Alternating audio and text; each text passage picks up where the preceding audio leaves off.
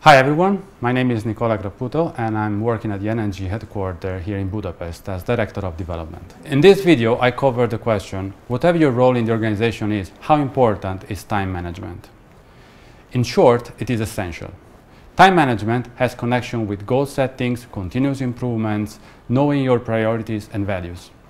In one word, time management is self-awareness. It's career management, and as many of its principles apply both to work and personal life, it's also life management. So the subject is not only essential, but vast to deal with. In this video, I will concentrate only on some practical aspects. I hope that will work as an appetizer for a deeper exploration of a topic. At high level in the course of your career, there are only three things you need to manage: your knowledge, your network of people, and your time. Time is a scarce resource. Use expressions like save time or time saving, but in reality, time cannot be saved. Time can only be used. Our task is to use it in an intelligent way. So my first advice, be jealous of your time. Consider the following things. 1. Attend only to meetings with a clear agenda that shows your presence is really needed. Don't automatically accept all the meetings you're invited to. In doubtful cases, ask if you can be exempted. 2. If you're past the agenda point you can contribute to, feel free to excuse yourself and leave the meeting before its end. 3. Delegate responsibility and accountability to your subordinates. Apart from providing results, more results that you could do alone, they can stand in for you and replace you in several meetings.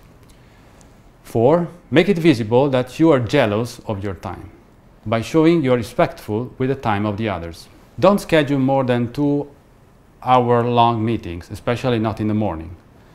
And if you think you need 45 minutes to discuss a subject, send a 45 minutes long invitation and not a 1-hour-long one.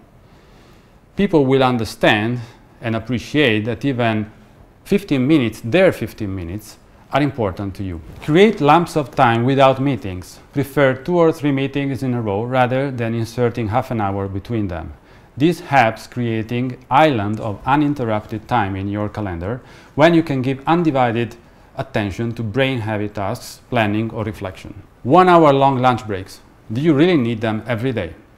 If you need them, you also need to know you are spending the equivalent of 5 weeks in a year for lunches, counting with 200 working days in a year. 5 weeks. The alternative. Limit the 1-hour-long lunches to once per week for networking with your colleagues.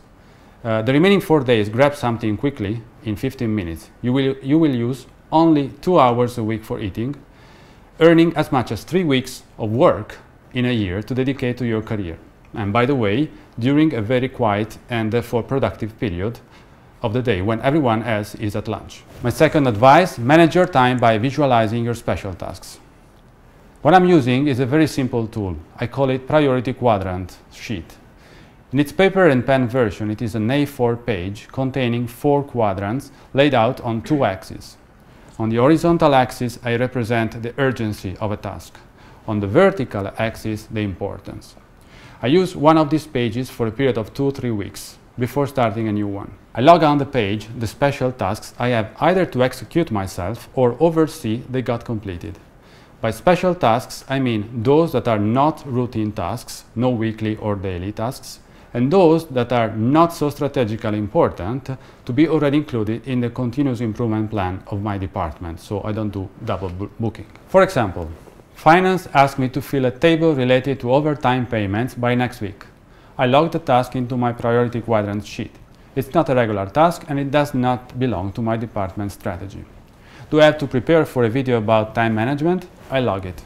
Do I delegate a duty to one of my team members by a given deadline? I log it. Once it is logged, the task can be not circled, meaning the task has not started. Circled with a dashed line, task has started but not completed. Fully circled, task was completed. Then the game starts. I have to circle all my tasks. The advantages of this method. I never forget anything. Each morning I can get a glance at the page and know what I need to do first, second and third. There is a sense of accomplishment generated by circling a completed task that should never be underestimated. It allows me to analyze if I'm doing the right tasks, Am I doing mostly high-value tasks? That's good. Am I doing many high-value tasks but always in urgent mode? Something is wrong. Am I doing mostly low-value or no-value tasks? Well, something is very wrong then. As I bring the page with me during the day wherever I go in the office, it provides the message that I am a structured and reliable colleague. Plus, I can just update the quadrants in real time as the need arises in a discussion. It's an all-win situation in my eyes. Of course, the paper and pen version can be substituted with a more modern one in electronic format.